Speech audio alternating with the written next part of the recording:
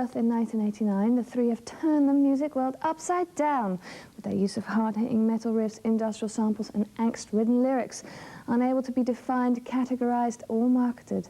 Now, despite what some would consider as pitfalls, Therapy have since released their debut LP Baby Teeth, the mini-album Pleasure Death and the top 40 album Nurse, and now the very newly released Trouble Gum.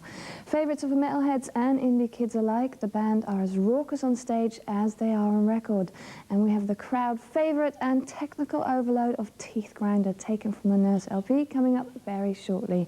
But before we see that, we recently managed to catch up with Therapy's Andy and Michael and asked them about the difficulties with constantly touring and recreating the recorded sound on stage. One of the criticisms we had of the Nurse album was that, okay, fine, we see what you're trying to do, but whenever you go and see the band live, it doesn't sound anything like that. Even the songs off Nurse completely take on a different persona live. And we thought, well, maybe we should try and recreate that too on record. And I think Trouble Gum and Baby Teeth, out of all the records we've done, are the closest that we've got to how we sound live.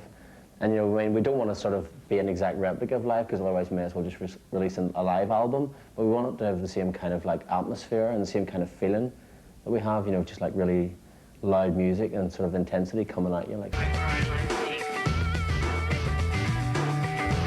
Been compared to the likes of Jane's Addiction, the Manic Street Preachers and the Red Hot Chili Peppers, with marketing men and journalists scratching their foreheads wondering how to categorize the band.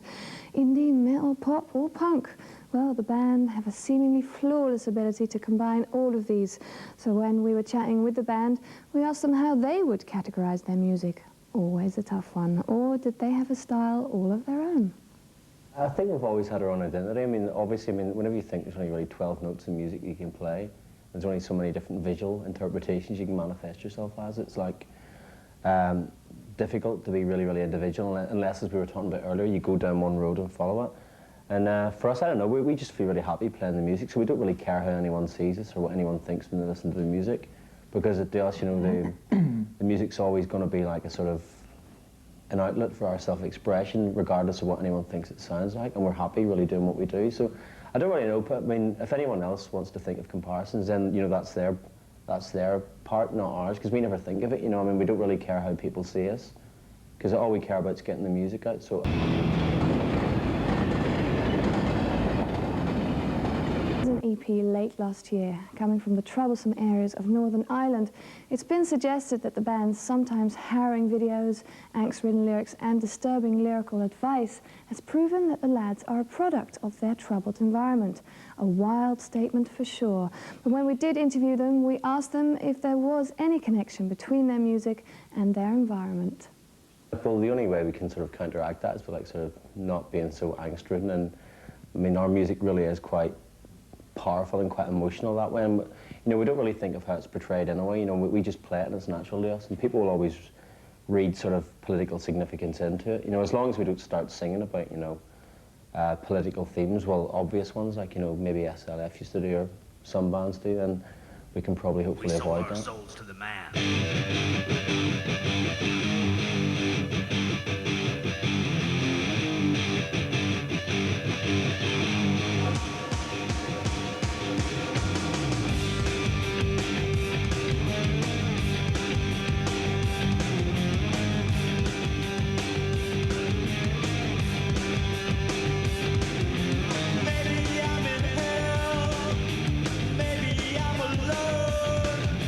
But I can't deal with this.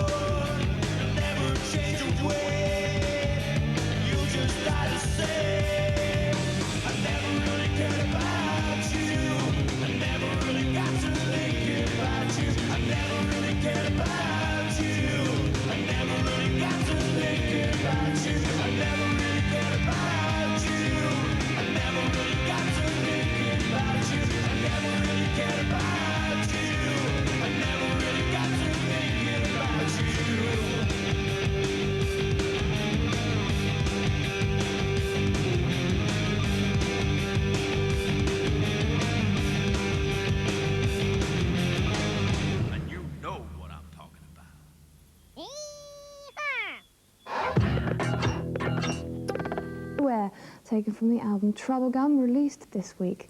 Now, it was produced by Chris Sheldon, who's worked with the Pixies and Gun, and we can look forward to the next single release, Trigger Inside, due out in early March, when the band will be back in this neck of the woods to do some dates as well.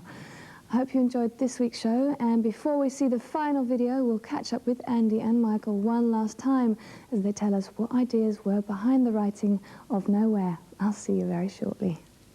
Nowhere is really sort of a warning, more or less, and it's not a statement as in like, go you this way, but no, I mean, I was brought up in a housing estate, and you see so many people that follow the same trap. You know, you see their old man comes home drunk at the weekend and beats his wife, and the kids are terrified, and you know, the place is a mess, and then you see the kid sort of who's like starting out in life, has a bit of a chance, and you know, you come to that period where you can decide to go the other way, or else you can fall into the same thing and get into like all the sort of criminal activity, or you know, the recruitment of terrorist organisations or dealing drugs or whatever.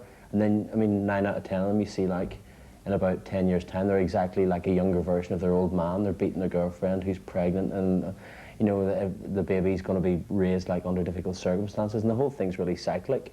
And I mean, like a lot of people that I was brought up with in the same area, you have a choice. I mean, you have a choice to say, well, I want nothing to do with this, and you can sort of try and follow your own path, or else you can just fall in. And it's an easy trap to fall into, especially, I mean, the opening line is heaven kicked you out. And I mean, that really refers to the fact that people that are born in this circumstances really have to try harder than privileged people to make an effort to break out of that kind of circle. And I mean, it's something that you have to do, and it just takes a matter of determination. And it doesn't mean you have to move away anywhere, it just means you have to be strong with yourself and say, look, I'm not going to take the easy option out and just end up like my